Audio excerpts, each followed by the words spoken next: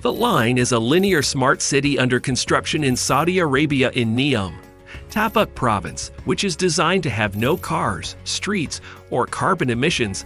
The 170-kilometer-long, 110-miles city is part of Saudi Vision 2030 project, which Saudi Arabia claims will create around 460,000 jobs and add an estimated $48 billion to the country's GDP. The Line is planned to be the first development of a $500 billion project in Neom. The city's plans anticipate a population of 9 million, though Saudi Arabia has a population of 35.5 million. Excavation work had started along the entire length of the project by October 2022. The project has faced criticism over its impact on the environment and the current population of the area, as well as doubts about its technological and economic viability. Proposal. The proposed length of the line is 170 kilometers, 110 miles, and it will protect 95% of Neom's natural habitats. Its arc will begin along the coast of the Red Sea and end somewhere near the city of Tabuk. There will be 9 million people living there, making the population density about 260,000 people per square kilometer. In 2020, Manila had a population density of 44,000 people per square kilometer, making it the most populous metropolis in the world.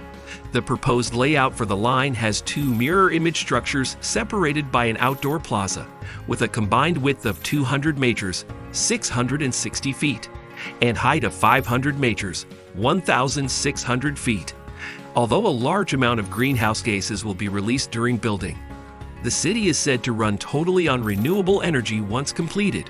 There will be an above-ground pedestrian layer, a subterranean infrastructure layer, and a third below-ground transportation layer.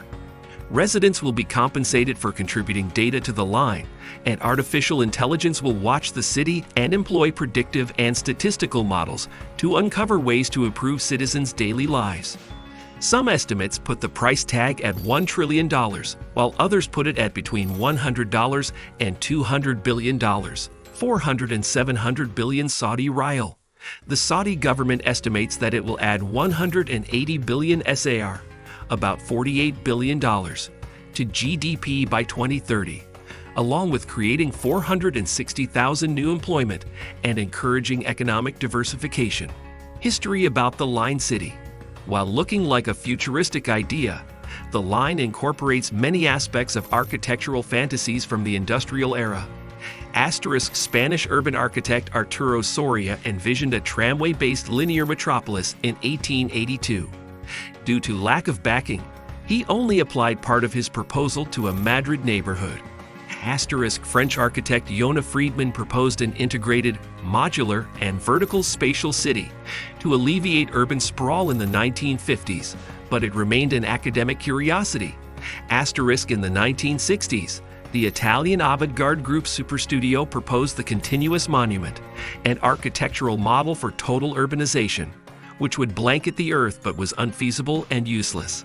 The lines. Saudi Crown Prince Mohammed bin Salman presented the line plan on state television on January 10, 2021. Earthworks began in October 2021, and the first occupants were expected in 2024.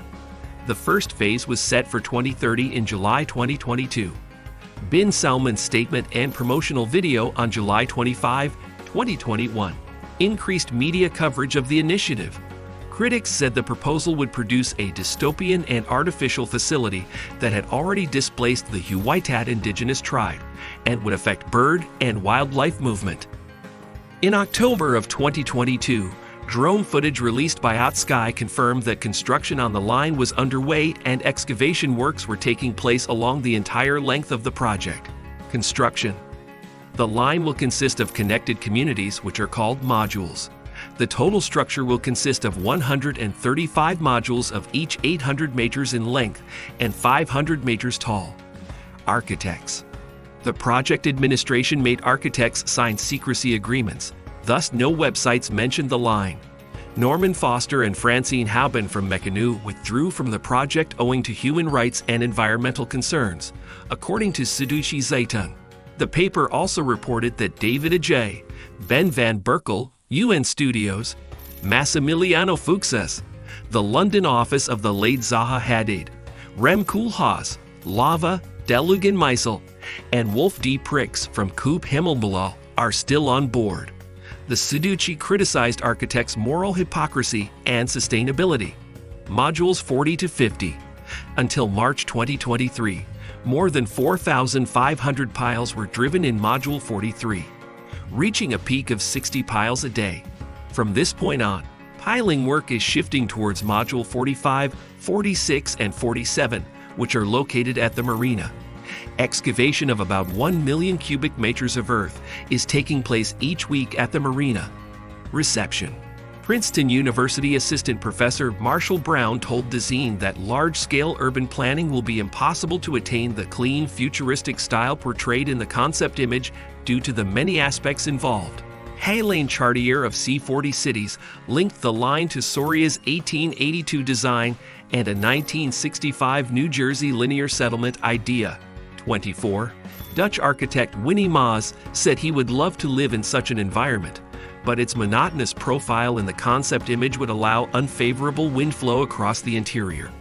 He complimented the city densification and heat regulation concept.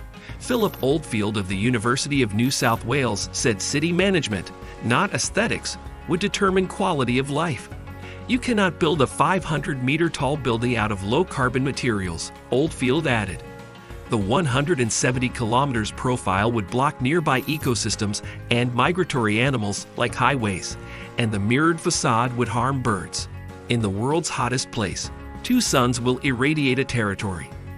Digital rights academics like Vincent Mosco warned that the city's data collection system might make it a surveillance city due to arrangements that would distort consent to share data and Saudi Arabia's terrible human rights record.